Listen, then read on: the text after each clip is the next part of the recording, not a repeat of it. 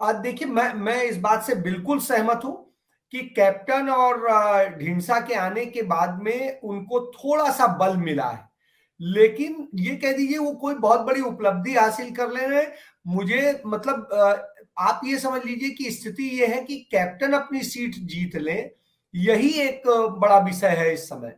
और यदि आप पंजाब में जमीनी हकीकत राजीव जी हैं, तो आप ये समझिए कि जब आप उसको पूरा जमीनी हकीकत देखते हैं, तो उस स्थिति में आप एक चीज पाते हैं कि पंजाब में स्थितियां बिल्कुल वो है डिफरेंट थी बीजेपी के लिहाज से।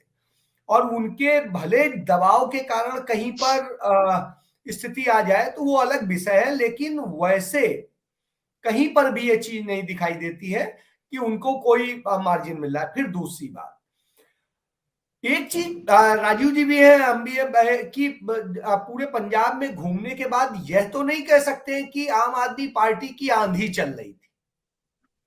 और यदि आंधी नहीं थी तो आप ये बताइए कि कौन सा उनका सॉलिड वोट बैंक था? ऐसा तो कोई नहीं था।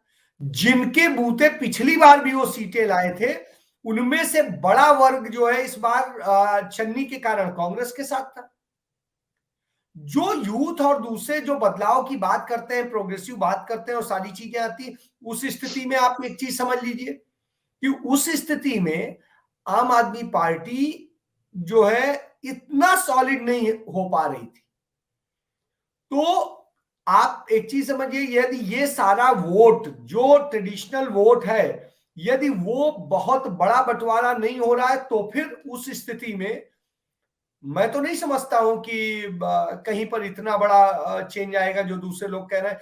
तो इसलिए मैं मानता हूं इतने मुद्दे थे, सारी चीजें थी, बावजूद इसके लोगों को चन्नी का चेहरा आने के बाद में जो कुछ शिकायतें थे वो दूर हुई। निश्चित रूप से जो कांग्रेस की सीटें कम हो रही हैं वो इसीलिए कम हो रही हैं कि जहां पर कई उनकी पार्टी के अंदर के अंदरूनी मसले थे, उसके कारण है। अन्यथा वो बहुत अच्छा परफॉर्म करते।